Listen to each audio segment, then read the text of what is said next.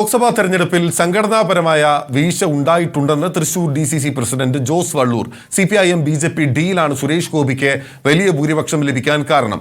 LDF കുത്തക വാർഡുകളിൽ അടക്കം BJPക്ക് ലീഡുണ്ടായി. പരാജയം പഠിച്ചു തിരുത്തുമെന്നും ജോസ് വള്ളൂർ പ്രതികരിച്ചു. ഒരു തെരഞ്ഞെടുപ്പിൽ ഇതുപോലെ വലിയ വോട്ടിൻ്റെ ഭൂരിപക്ഷത്തിന് പരാജയപ്പെടുമ്പോൾ സ്വാഭാവികമായും ഉത്തരവാദപ്പെട്ടവരെ സംബന്ധിച്ച് അവർക്ക് ബാധ്യതയുണ്ട്. ആ ബാധ്യത ഞങ്ങൾ ഏറ്റെടുക്കുകയാണ്. എല്ലാ തലത്തിലുമുള്ള ഈ കാര്യങ്ങളെ സംബന്ധിച്ച് സമഗ്രമായി പഠിച്ച് വേണ്ടത്ര തിരുത്തൽ വരുത്തി ഞങ്ങൾ മുന്നോട്ട് പോകും എന്നാണ് സൂചിപ്പിക്കാനുള്ളത്. ജെയ്സൺ ചാമോളപ്പിലാണ് വിവരങ്ങളുമായി ചേരുന്നത് തൃശ്ശൂരിൽ നിന്ന്. ജെയ്സൺ, തിരുത്തലുകൾ വരുത്തും എന്ന് പറയുമ്പോൾ DCC നേതൃത്വത്തിനെതിരെ യൂത്ത് കോൺഗ്രസ് ഒപ്പം തന്നെ അവിടെ പോസ്റ്ററുകൾ അടക്കം പ്രത്യക്ഷപ്പെടുകയാണ്, പരസ്യ പ്രതികരണങ്ങൾ വരികയാണ്. മാത്രമല്ല ഇപ്പോൾ കെ മുരളീധരന്റെ പരാതി പരിഗണിച്ചുകൊണ്ട് തന്നെ DCC നേതൃത്വത്തോട് വിശദീകരണം തേടുമെന്ന് KPCCയും വ്യക്തമാക്കിയിട്ടുണ്ട്.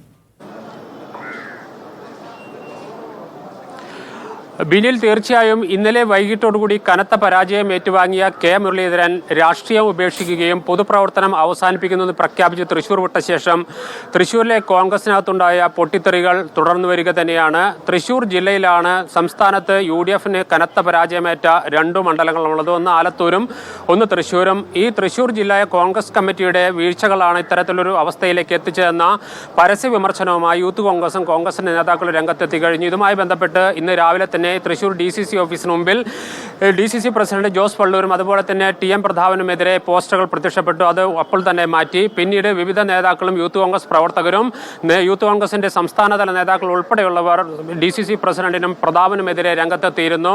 വലിയ രീതിയിലുള്ള പരാജയം ഏറ്റുവാങ്ങുന്ന ഒരു സാഹചര്യത്തിന് ഉത്തരവാദി DCC പ്രസിഡന്റും പ്രതാപനും മാത്രമാണെന്നാണ് ഇവർ ഉന്നയിക്കുന്നത്. ഇതിനെ തുടർന്നാണ് DCC പ്രസിഡന്റ് ചില വിശദീകരണങ്ങളുമായി രംഗത്തെത്തിയത്.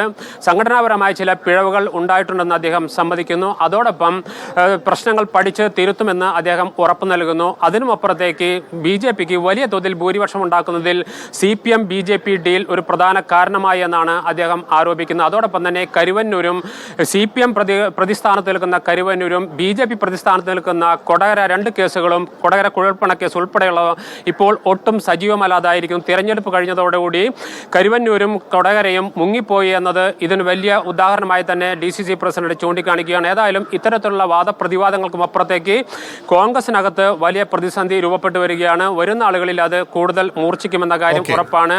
അടുത്ത വർഷങ്ങളിൽ നടക്കാനിരിക്കുന്ന പഞ്ചായത്ത് നിയമസഭാ തെരഞ്ഞെടുപ്പുകളെ ഇത് കാര്യമായി ബാധിക്കും എന്ന് മുന്നിൽ കണ്ടാണ് ഇപ്പോൾ KPCC നേതൃത്വം വിശദീകരണം ആവശ്യപ്പെട്ടിരിക്കുന്നത്. വ്യക്തമാണ്. ജെയ്സൺ ചാമോളപ്പിലാണ് വിവരങ്ങൾ നൽകിയത്.